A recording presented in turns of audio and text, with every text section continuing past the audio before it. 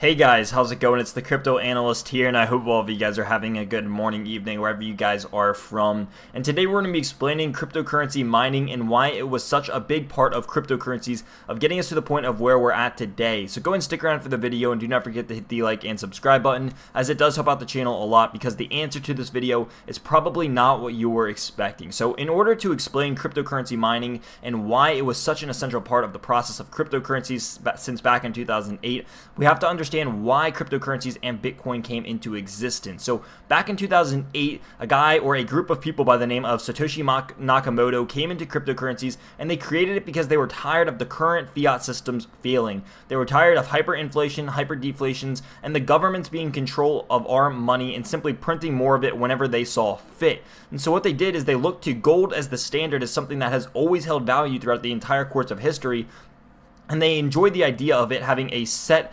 amount that could ever be in existence, right? We can only mine so much of gold before we run out of it as a natural resource, and we can't just print or create more of it. And they liked that idea, and so they looked to our current day and our current status of what we needed in our society, and they created a form of virtual gold or virtual currency, which was Bitcoin. Now, they created 21 million in existence, and that is all that could ever exist. But the crucial part of this is that they did not simply just put it out into existence. And I was talking to my friend about this, and he was saying, well, for cryptocurrencies, why do we have to mine them? Why do we have to go through this hassle to get them all out there? And the answer to this is actually pretty simple, because if we were to have thrown all of 21 million of the Bitcoin out into existence back in 2008, well, they would have sold for a whole lot less. And so what people could have done is they could have bought them all up at a very, very cheap price, instead of them trickling out over a period of time, which is where we get mining from, and them increasing in value over that time.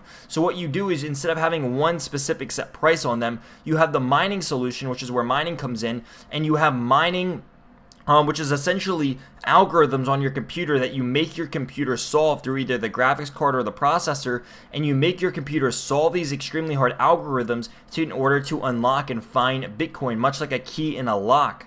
So what you do here is, each time you get a Bitcoin and you find a group of Bitcoins, the next group become harder and harder to find until all of them are found out. Now, of course, it will be a very long time until we find all the Bitcoins, because the algorithms keep getting harder and harder and harder each time we essentially unlock them through mining. But what this does is it prevents from one person or country or company or one centralized group of people being in control of cryptocurrencies. So when this came out, they didn't want this to just blow up in Asia and then Asia own all of the Bitcoin. So imagine if it blew up and then it blew up over there first, and they were the ones to get into it, and all of them got into cryptocurrencies before everyone else. And so that's not what they wanted, because then it would be a centralized currency, which would ruin the idea of having this decentralized, untangible, immutable form of currency that the people could be in charge of.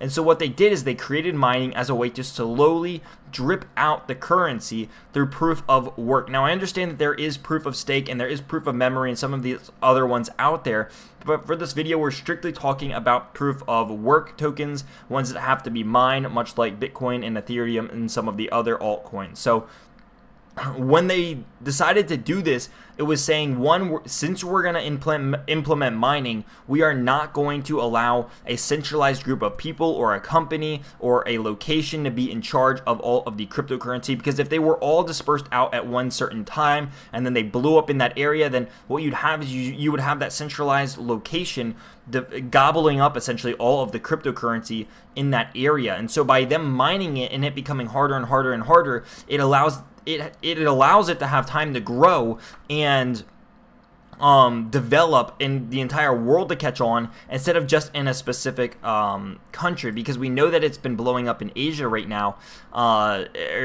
It's always been blowing up in Asia, but going into a little bit more depth here of what mining is, this shows you a little bit of what mining looks like, because they have loads of computers hooked up, all mining cryptocurrencies through their graphics card, their processors, their motherboards. Of course, other ones are done through proof of stake, other ones are done through proof of memory, which is a newer form. But for the most part, this is what we're talking about in our videos, and this is what it looks like. Now, a lot of people have been using some of the most advanced graphics card in the world right now, such as 1080 Ti's or the new ones like the 280s and the 280s to the 2080 Ti's. But for the most part, mining is the computer doing the work and making sure that it's getting dispersed over a period of time so that it has adoption. It has time to have adoption. It has time to catch on in other countries instead of all of it being dispersed in a centralized location. So when I was discussing this with my friend, he was very intrigued by this because he never understood why we couldn't just put them all out there. If they truly want to decentralize the world, why not just have them all out there in existence so that we can go ahead and mess around and use them, right?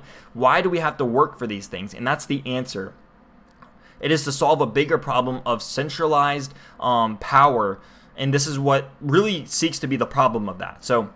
The solution of that. So hopefully that made sense. Hopefully you guys found this entertaining, explaining why exactly we needed mining to start off cryptocurrency and why we couldn't have just started without it, because it was such a key concept in order to make sure that cryptos and Bitcoin especially started off by being decentralized, making sure it had time to adopt itself, and that it didn't just overload itself. So the mining process easing cryptocurrencies out, and so as they get more popular and the more people mine them, it essentially gives it more breathing room, because as adoption grows, the more people mine and the more people who use cryptocurrencies, giving it a proper flow based upon how many people are in it. So again, I hope you guys did enjoy the video. Hopefully it was explained correctly, and if you guys have any questions, do not forget to shoot those at me in the comment section below, because I am very active in there and will hopefully get back to you as fast as I can. Also, guys, do not forget to hit the link in the description below, which is a link to my Discord, which you guys are free to join and chat to me anytime in there. I'm always posting about trading and what's happening with cryptocurrency news all in there as well. So thank you guys once again so much for watching, and I will see you guys in the next video.